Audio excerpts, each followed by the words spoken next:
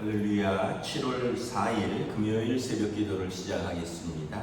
사도신경으로 우리 신앙을 고백합니다. 나는 전능하신 아버지 하나님 천지의 창조주를 믿습니다. 나는 그의 유일하신 아들 우리 주 예수 그리스도를 믿습니다.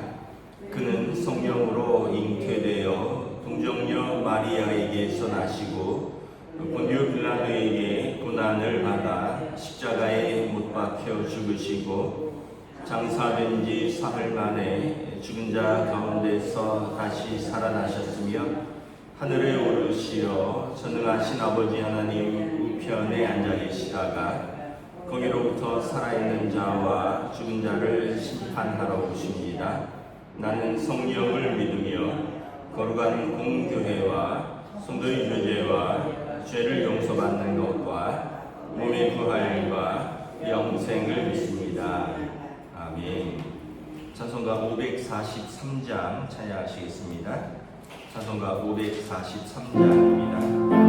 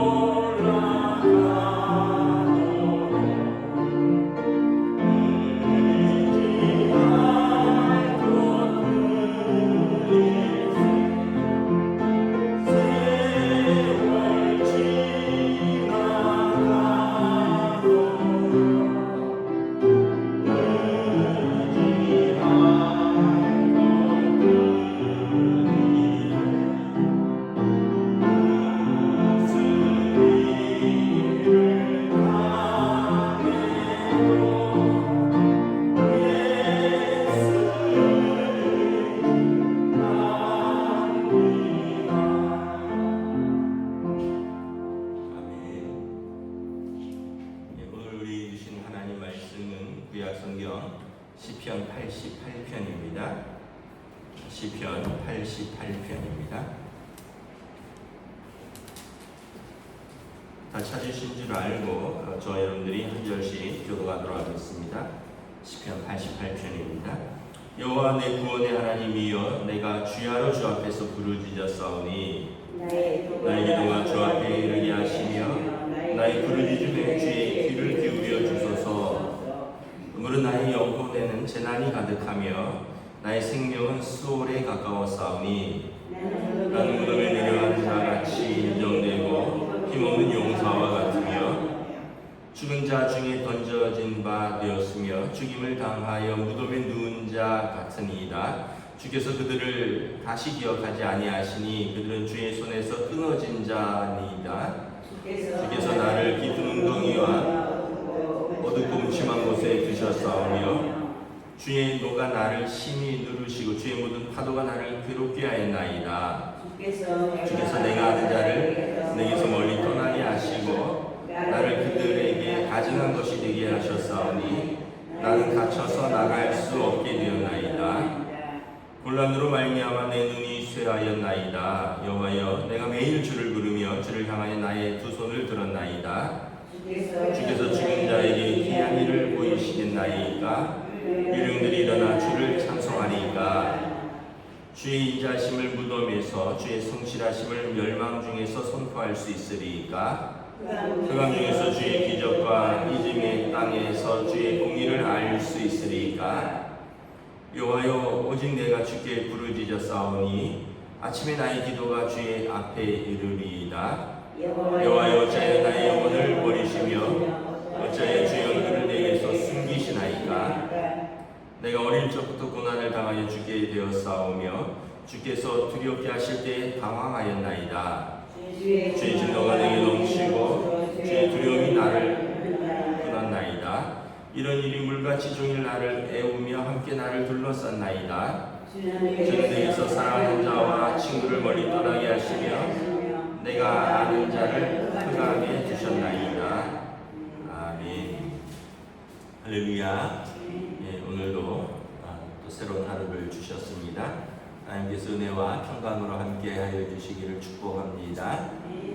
오늘 말씀은 깊은 절망에서 부르짖는 시입니다. 시편 기자가 어떤 절망적인 상황인지는 정확하게 표현되어 있지 않은데 학자들에 따르면 도저히 어떤 벗어날 수 없는 절망적인 상황에서 부르짖는 시이기도 하고 또 하나는 아마 굉장히 심각한 질병에서 하나님께 구하는 시이라고 또 말하기도 합니다. 하여튼 이 형편은 어떠냐면 3절에 보면 내 영혼에 재난이 가득하고 내 생명이 수월은 이제 지옥이라는 표현인데 이제 지옥에 가까웠다. 무덤에 내려가는 자 같아. 5절에 보면 죽은 자 중에 던져진 바 된 것 같아. 또 6절에 보면 주께서 나를 깊은 웅덩이와 어둡고 음침한 곳에 두신 것 같아 라는 것입니다. 그래서 7절에 혹시 주님께서 나에게 진노하신 것이 아닌가, 또 하나님의 진노가 나를 덮친 것은 아닌가 이렇게 생각될 때가 있다라는 거죠. 8절에 보면 그의 고난 가운데 그의 가까운 사람들이 다 멀리 떠났다라고 말합니다. 9절에 보면 이 곤란으로 내 눈이 쇠하였다. 그 어떤 염려와 근심이 가득하면 눈이 침침하잖아요. 그런 표현입니다. 육신과 마음의 곤란으로 말미암아 내 눈이 쇠하였다. 그래서 12절에 보면 흑암 중에서 주께서 나를 잊어버린 것 같다라는 거죠.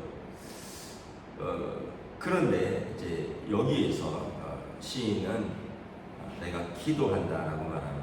13절에 여호와여, 오직 내가 주께 부르짖었사오니 아침에 나의 기도가 주의 앞에 이르리이다. 밤새 잠을 못 자고 기도하였다는 거죠. 그리고 아침이 되면 다시 기도로 주님 앞에 나아온다라는 거예요. 1절에도 보면 내가 할 수 있는 것은 내 구원의 하나님 앞에서 주야로 낮과 밤으로 부르짖는 것밖에 없습니다. 그래서 2절에 내가 기도하니 주님 나의 부르짖음에 귀를 기울여 주시옵소서라고 말을 하는 거죠. 주께서 나를 도우셔야 되는 이유는 10절에 보면 내가 죽으면 내가 어떻게 주를 찬송할 수 있겠습니까? 죽은 다음에 내가 유령들이 주를 찬송하겠습니까? 그러니까 나를 살려주셔서 주님을 계속 찬송할 수 있게 해달라고 기도하는 겁니다. 또 주의 인자하심과 주의 성실하심을 내가 살아야지 선포하지 않겠습니까? 주님의 좋으신 주님 또 구원의 하나님을 내가 살아야지 주님의 인자하심과 그의 성실하심을 선포할 수 있지 않겠습니까? 또 주의 기적과 주의 공의를 내가 죽으면 어찌 알 수 있겠습니까? 그래서 내가 살아서 흑암 중에서 주님의 기적과 또 이즘의 땅에서 나를 잊어버린 그 땅에서 주의 공의를 내가 알 수 있도록 하나님 나를 구원하여 주십시오. 나를 살려 주십시오. 이렇게 부르짖는 것입니다. 그래서 야고보서에 보면 이런 말씀이 있죠. 너희 중에 즐거워하는 자가 있느냐? 저는 찬송할 것이요. 너희 중에 고난당하는 자가 있느냐? 저는 기도할 것이니라. 우리는 두 가지밖에 할 것이 없어요. 즐거운 일이 있으면 감사하고 찬송하는 것입니다.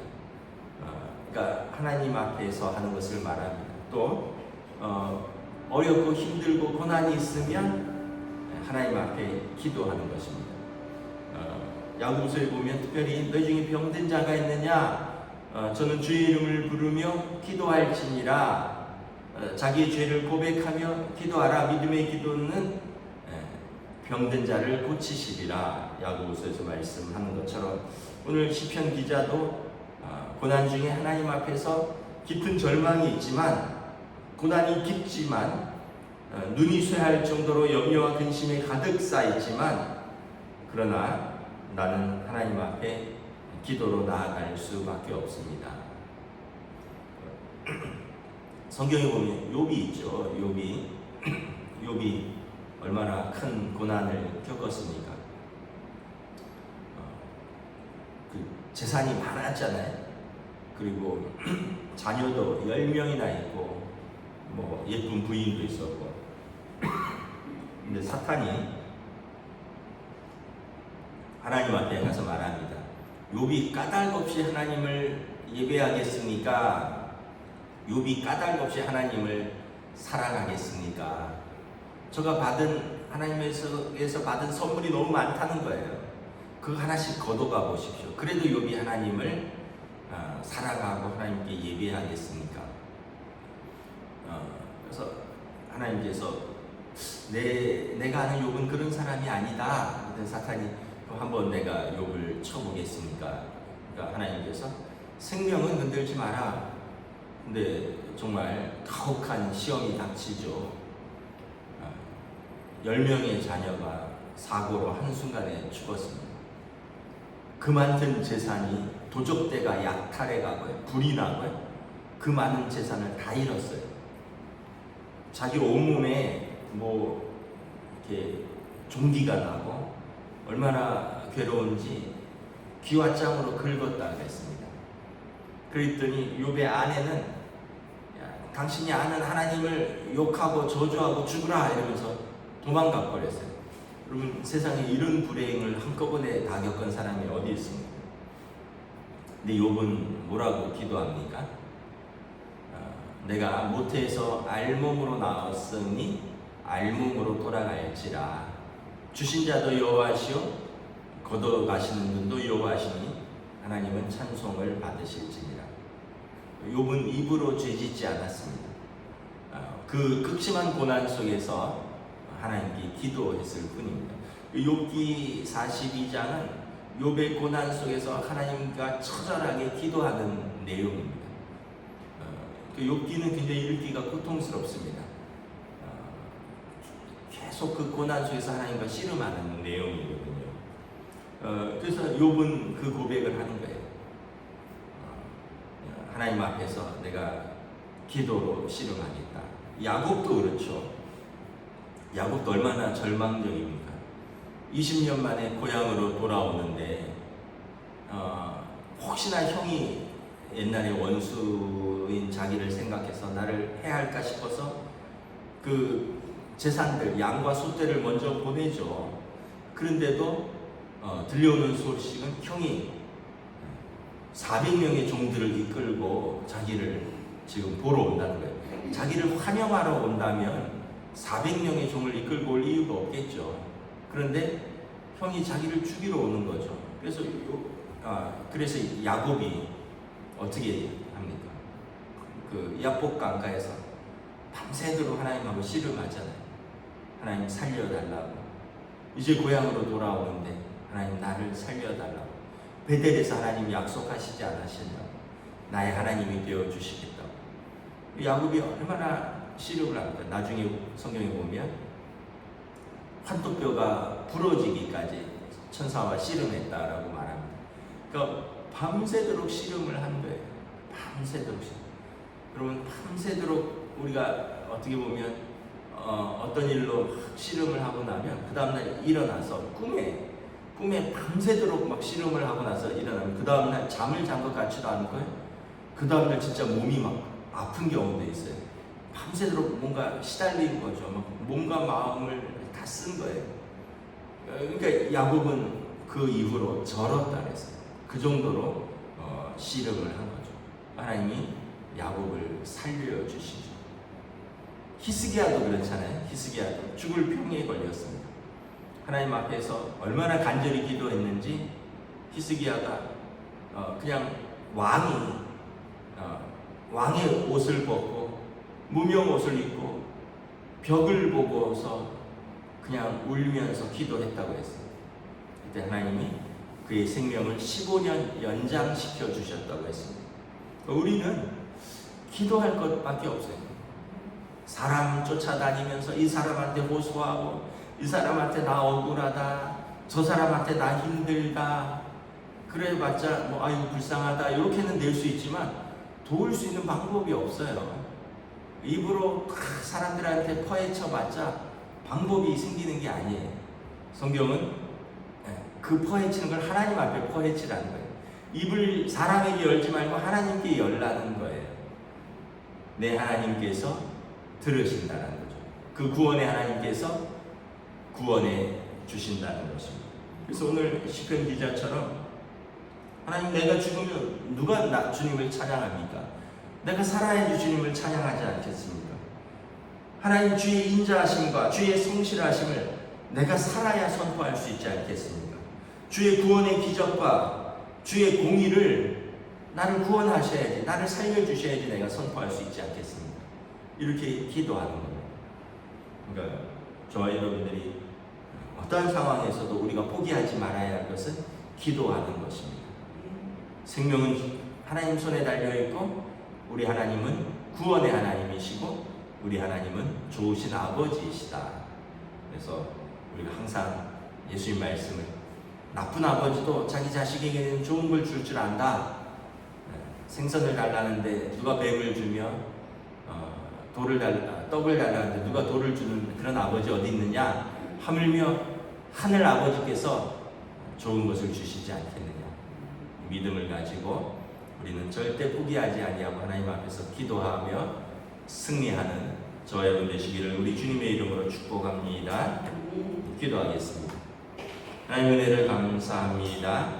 하나님의 살아계심과 하나님의 인자하심과 하나님의 신실하심과 하나님의 공의와 하나님의 구원을 선포하기 위해서 주의 백성에게 은혜를 베풀어 주시옵소서. 오늘 시편 기자처럼 절망의 깊은 골짜기에 처해 있지만 때로는 죽음과 같은 그런 상황 속에서 또는 깊은 질병 속에서 하나님 외에는 나를 구원할 자가 없으며 하나님께서만이 나를 살릴 수 있다라고 고백하며 하나님 앞에 밤낮으로 부르짖는 시인을 우리 하나님께서 긍휼히 여기시는 것처럼 오늘도 또 절망과 고난과 질병 속에서 씨름하는 사랑하는 성도들의 기도를 하나님 들으시고 선하게 응답하여 주시옵소서. 감사를 드리오며 우리 주 예수 그리스도 이름으로 기도드리옵나이다.